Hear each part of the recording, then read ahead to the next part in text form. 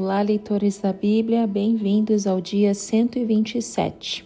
Eu sou a Tati Camargo, do Mulheres com Fé, e juntos estamos lendo a Bíblia em um ano com apenas 15 minutos por dia. Hoje eu vou ler para vocês o capítulo de 2 Samuel, capítulo 6 e capítulo 7 e 1 Crônicas, capítulo 17.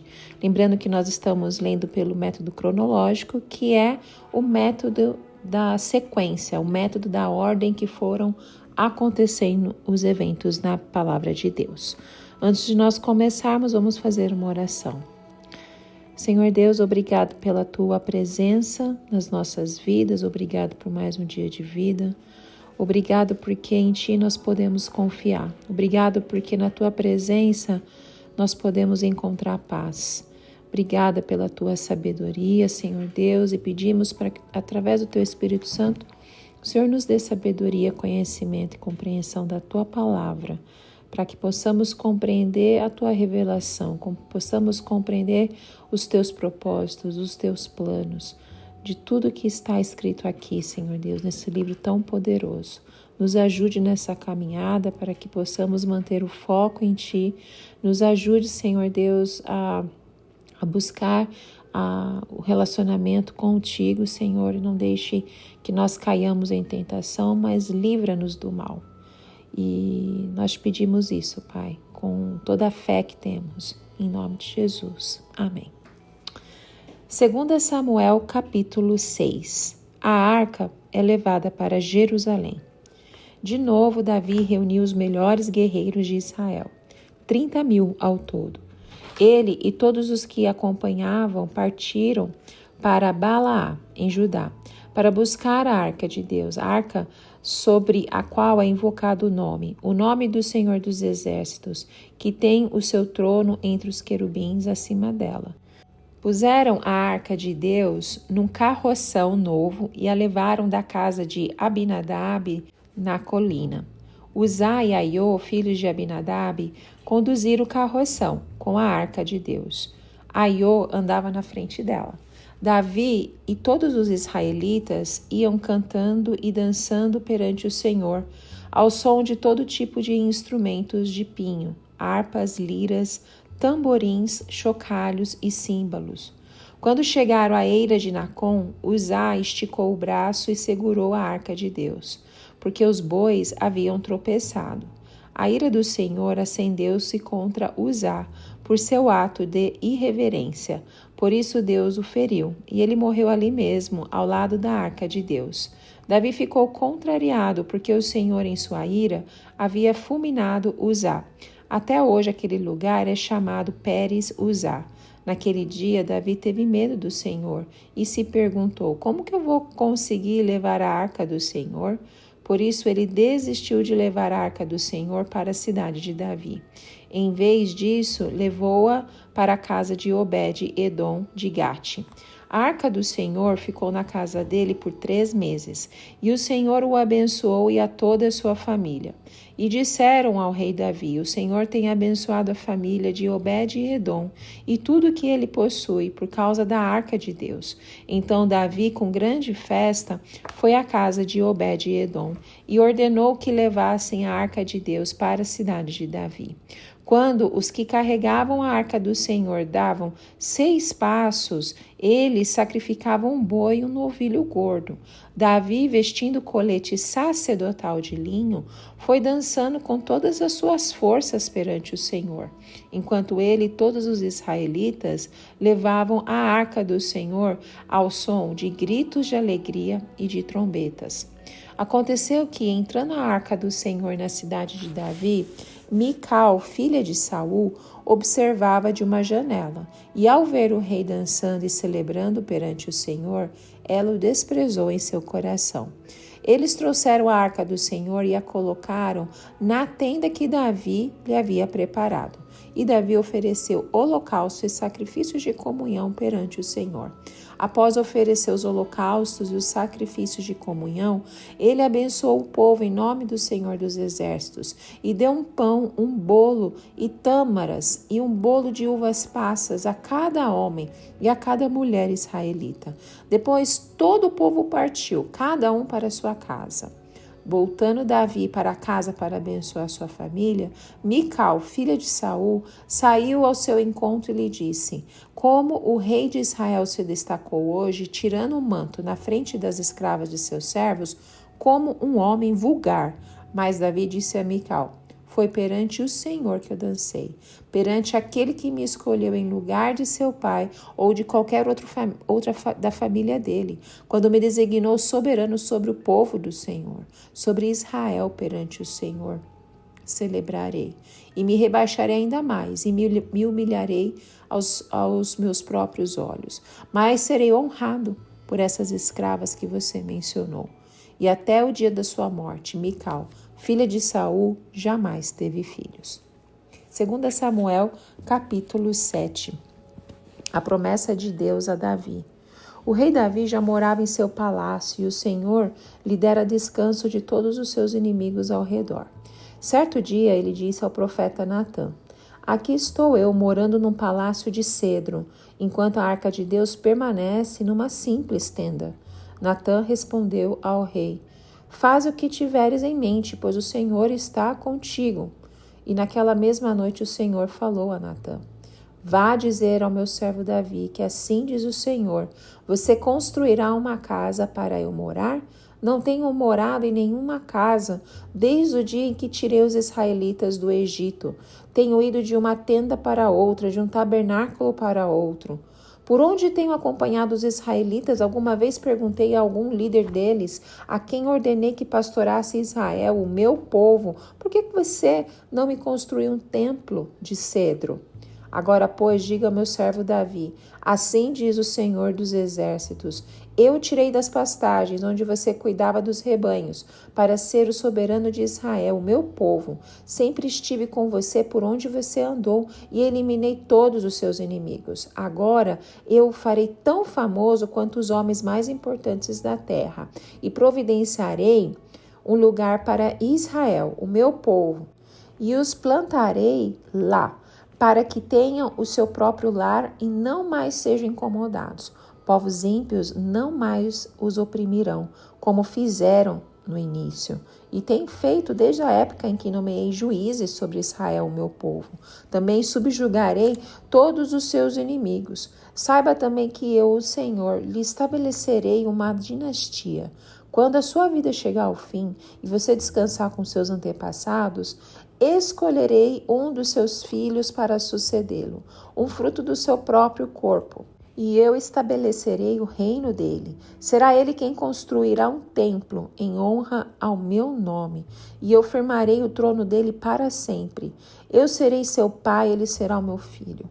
Quando ele cometer algum erro, eu o punirei com o castigo dos homens, com açoites aplicados por homens, mas nunca retirarei dele o meu amor, como retirei de Saul, a quem tirei do seu caminho. Quanto a você, sua dinastia e o seu reino permanecerão para sempre diante de mim. O seu trono será estabelecido para sempre. E Natã transmitiu a Davi tudo o que o Senhor lhe tinha falado e revelado. A oração de Davi.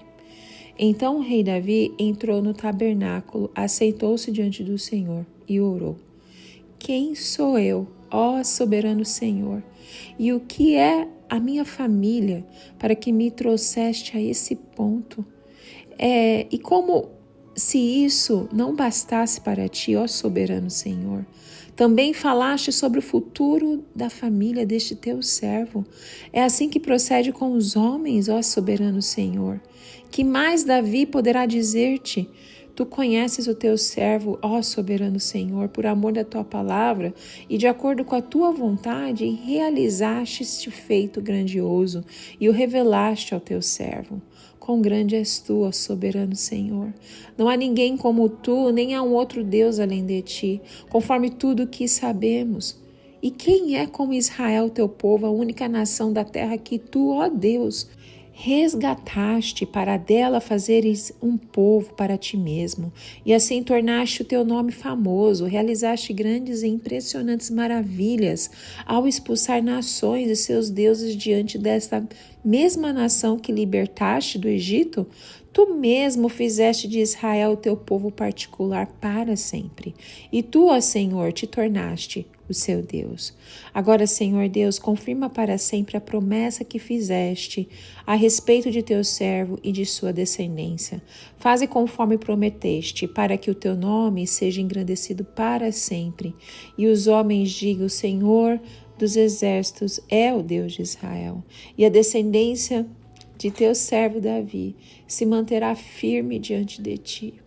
Ó Senhor dos exércitos, Deus de Israel, tu mesmo revelaste a teu servo quando disseste: estabelecerei uma dinastia para você. Por isso teu servo achou coragem para orar a ti. Ó soberano Senhor, tu és Deus. Tuas palavras são verdadeiras. E tu fizeste essa boa promessa ao teu servo. Agora, pois, tua bondade abençoa a família de teu servo, para que ela continue para sempre na tua presença. Tu, ó soberano Senhor, o prometeste, e abençoada por ti, bendita será para sempre a família do teu servo. Amém. 1 Crônicas, capítulo 17, a promessa de Deus a Davi. O rei Davi já morava em seu palácio quando, certo dia, disse ao profeta Natã: aqui estou eu, morando num palácio de cedro, enquanto a arca da aliança do Senhor permanece numa simples tenda. Natã respondeu a Davi: faz o que tiveres em mente, pois Deus está contigo. E naquela mesma noite Deus falou a Natã: vá dizer ao meu servo Davi que assim diz o Senhor: não é você que vai construir uma casa para eu morar. Não tenho morado em casa alguma, desde o dia em que tirei Israel do Egito, mas fui de uma tenda para outra e de um tabernáculo para outro. Por onde tenho acompanhado todo Israel, alguma vez perguntei a algum líder deles que mandei pastorear o meu povo: por que você não me construiu um templo de cedro? Agora, pois, diga ao meu servo Davi: assim diz o Senhor dos exércitos: eu o tirei das pastagens onde você cuidava dos rebanhos, para ser o soberano sobre Israel, o meu povo. Sempre estive com você por onde você andou e eliminei todos os seus inimigos. Agora eu o farei tão famoso quanto os homens mais importantes da terra, e providenciarei um lugar para Israel, meu povo, e os plantarei lá, para que tenham o seu próprio lar e não mais sejam incomodados. Povos ímpios não mais os oprimirão, como fizeram no início, e tem feito desde a época em que nomeei juízes sobre Israel, o meu povo. Também subjugarei todos os seus inimigos. Saiba também que eu, o Senhor, lhe estabelecerei uma dinastia. Quando a sua vida chegar ao fim e você se juntar aos seus antepassados, escolherei um dos seus filhos para sucedê-lo, e eu estabelecerei o reino dele. É ele que vai construir um templo para mim, e eu firmarei o trono dele para sempre. Eu serei seu pai, e ele será meu filho. Nunca retirarei dele o meu amor como retirei de Saul.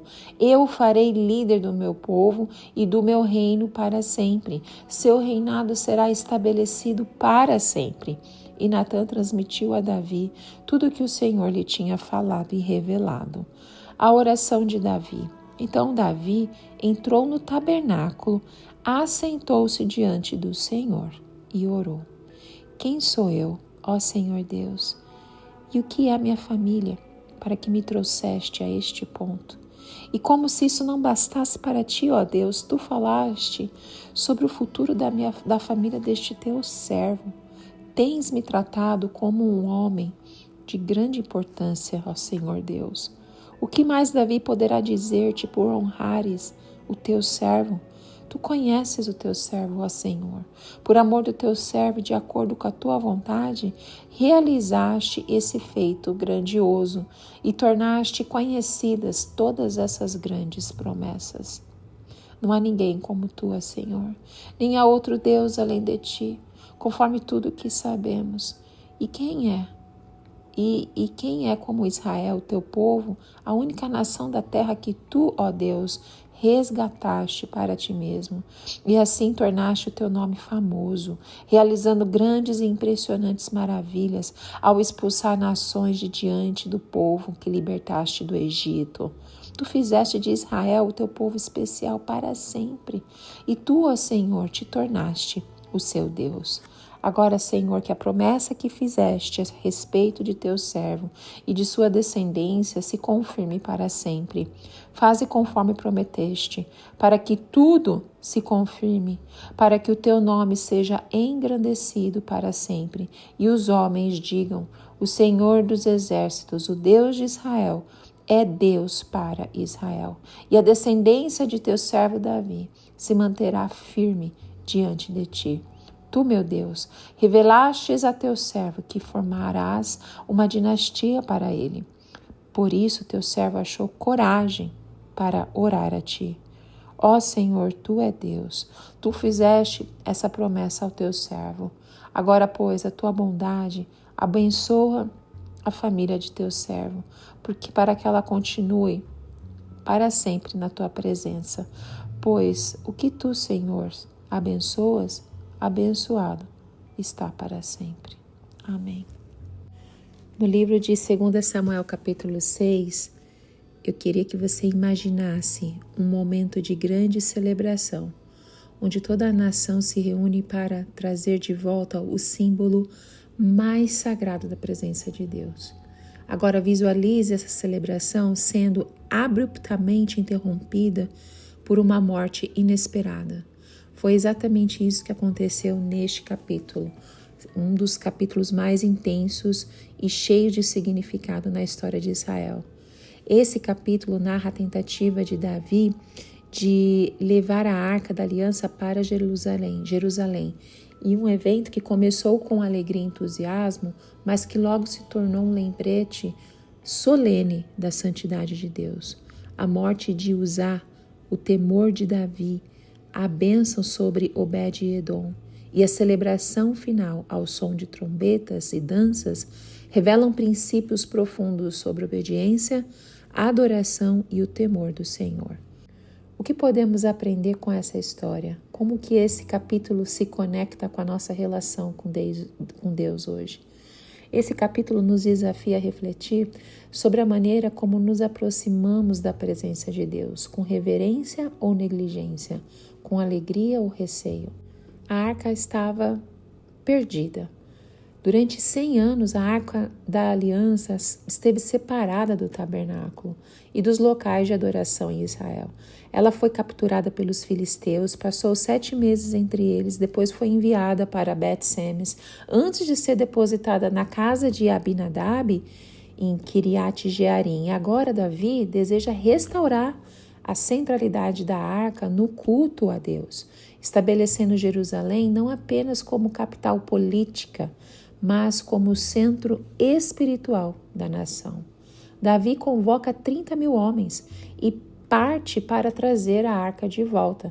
O entusiasmo é evidente. Cânticos, danças, instrumentos musicais acompanham a jornada. No entanto, há um problema. A arca é colocada em um carroção novo, algo contrário às instruções dadas por Deus.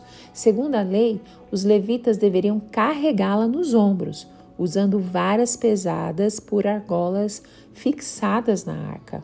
Isso a gente já leu lá em Êxodos e também em Números. Essa falha vai resultar em tragédia. Quando os bois tropeçam, Uzá instintivamente toca na arca para estabilizá-la, mas é fulminado pela ira de Deus. O episódio ensina uma verdade essencial: Deus é santo e a obediência aos seus mandamentos não pode ser tratada com descaso. Davi fica contrariado e teme a presença de Deus, perguntando: como que eu vou conseguir levar a arca do Senhor? Sua reação nos ensina que devemos nos aproximar do Senhor com reverência. Em vez de continuar, Davi deixa a arca na casa de Obed-Edom, um gesto que demonstra prudência, mas também frustração. Bom, a morte de Uzá gera temor no coração de Davi. Ele percebe que a presença de Deus não pode ser tratada de forma leviana e decide interromper a jornada. Em vez de levar a arca para Jerusalém, ele a deixa na casa de Obed-edom, um geteu. O que poderia parecer um fardo para essa família, na verdade se transforma em uma grande bênção. O texto diz: a arca do Senhor ficou na casa dele por 3 meses e o Senhor o abençoou e toda a sua família. A presença de Deus sempre traz transformação. Para Uzá, que tocou na arca de maneira irreverente, resultou em juízo. Mas para Obed-edom, que a recebeu com respeito, resultou em bênçãos. Isso nos ensina que a forma como nos aproximamos de Deus define o impacto que Ele terá em nossa vida. Se nos achegarmos com reverência e submissão, experimentaremos o seu favor. Após 3 meses, Davi ouve o relato das bênçãos sobre Obed-edom. O Senhor tem abençoado a família de Obed-edom e tudo que ele possui por causa da arca de Deus. Isso muda a sua perspectiva. O que antes parecia perigoso agora se torna desejável. Davi compreende que a presença de Deus não deve ser evitada, mas sim recebida da maneira correta. Davi então aprende com seus erros. Ele percebe que não basta ter boas intenções. É preciso seguir as instruções de Deus. Desta vez, a arca é carregada corretamente pelos levitas, como ordenava a lei. O rei não quer correr riscos. Assim que os carregadores dão 6 passos, eles sacrificam um boi e um novilho gordo em sinal de reverência e gratidão a Deus. Esse gesto demonstra que a adoração exige sacrifício. Davi não apenas se alegra com a presença de Deus, mas também reconhece que ela deve ser tratada com honra. Ele não quer repetir o erro de Uzá. Em nossas vidas, a verdadeira adoração também envolve entrega. Não adoramos a Deus apenas com palavras, mas com ações que demonstram nosso compromisso. Davi então expressa sua alegria com total intensidade. Ele começa a dançar com todas as suas forças perante o Senhor. Essa atitude reflete um coração livre para louvar a Deus sem medo da opinião dos outros. Ele não se importa em parecer vulnerável. Sua prioridade é honrar o Senhor. A chegada da arca em Jerusalém é acompanhada por celebração e música. Enquanto ele e todos os israelitas levaram a arca do Senhor ao som de gritos, de alegria e de trombetas, o povo inteiro participa deste momento especial, reconhecendo a grandeza de Deus. A verdadeira adoração é contagiante. Quando experimentamos a presença de Deus, a nossa alegria transborda e impacta quem está ao nosso redor. Mas nem todos entenderam a alegria de Davi.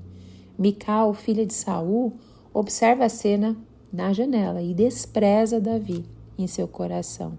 Seu orgulho e apego à formalidade a impedem de enxergar a beleza da adoração sincera. Após oferecer sacrifícios e abençoar o povo, Davi então volta para casa. No entanto, Mical o confronta com desprezo. Suas palavras carregam amargura e desdém pela devoção do marido. Davi responde com convicção: foi perante o Senhor que eu dancei. Ele não está preocupado com a opinião das pessoas, mas sim com a aprovação de Deus. E ele ainda acrescenta que continuará se humilhando ainda mais se for para honrar o Senhor. A consequência da atitude de Mical é severa.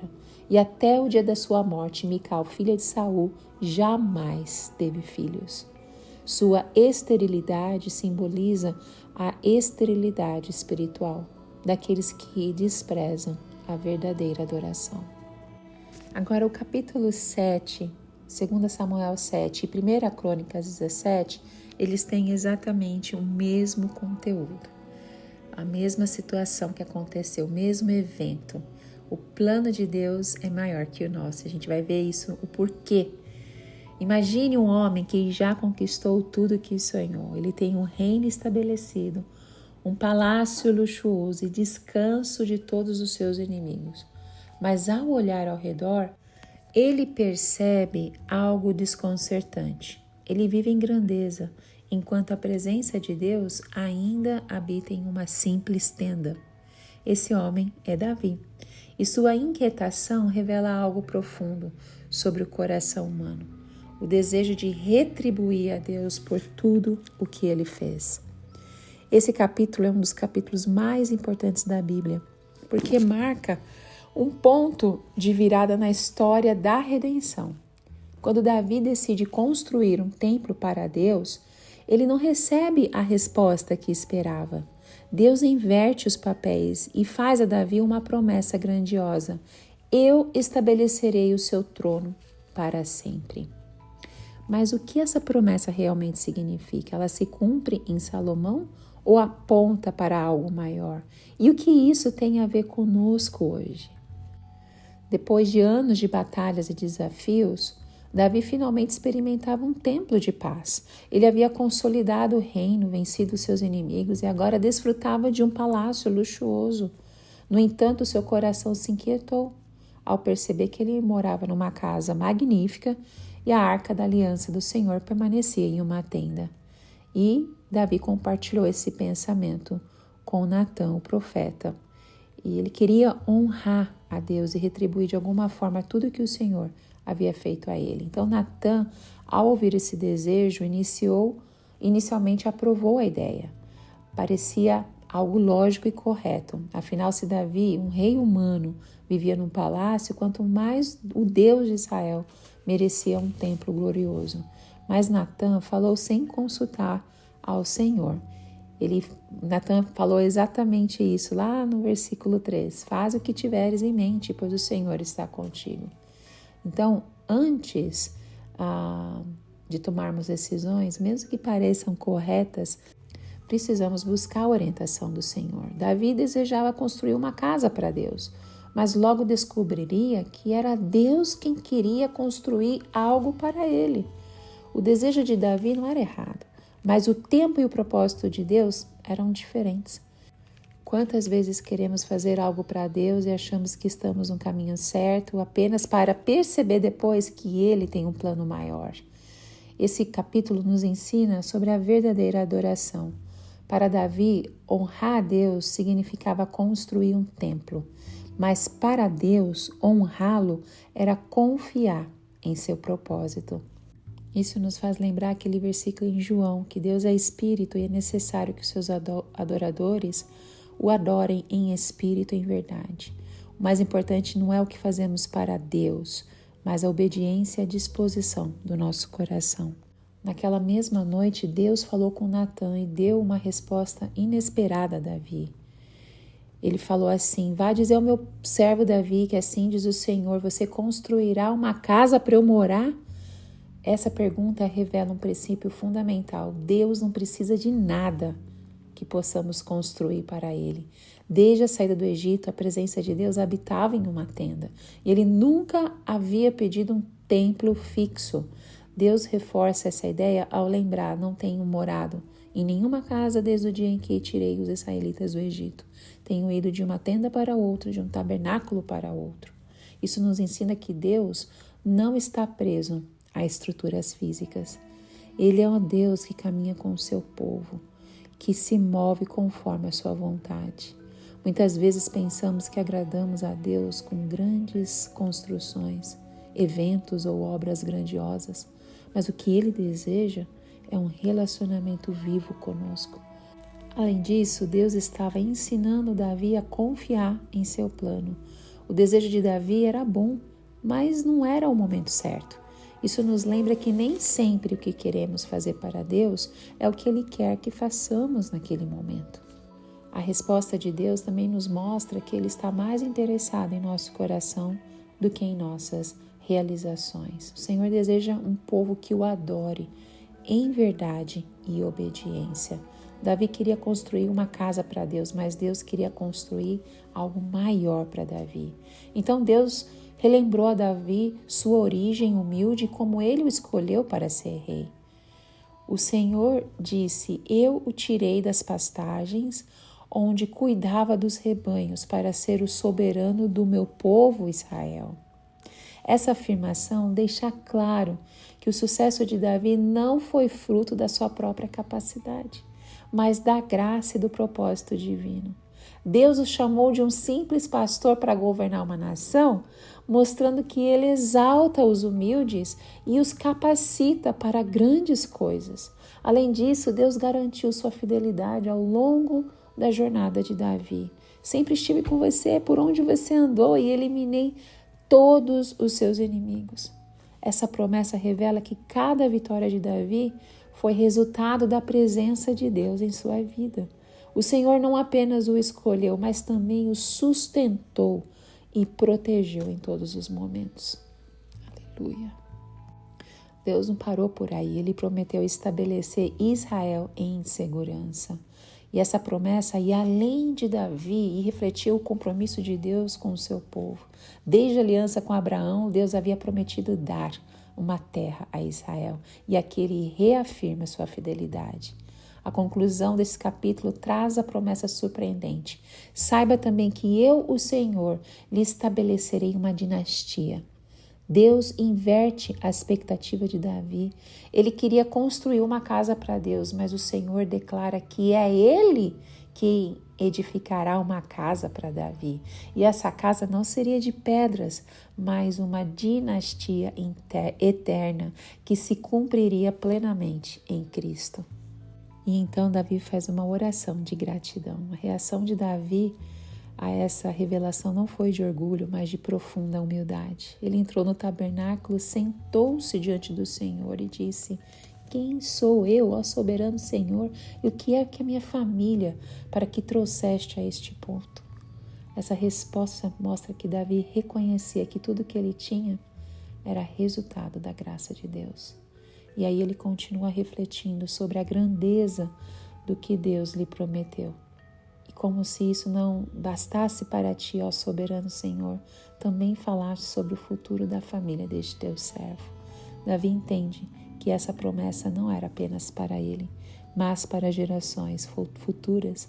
Então Davi exalta a Deus: quão grande és tu, ó soberano Senhor, não há ninguém como tu, não há outro Deus além de ti.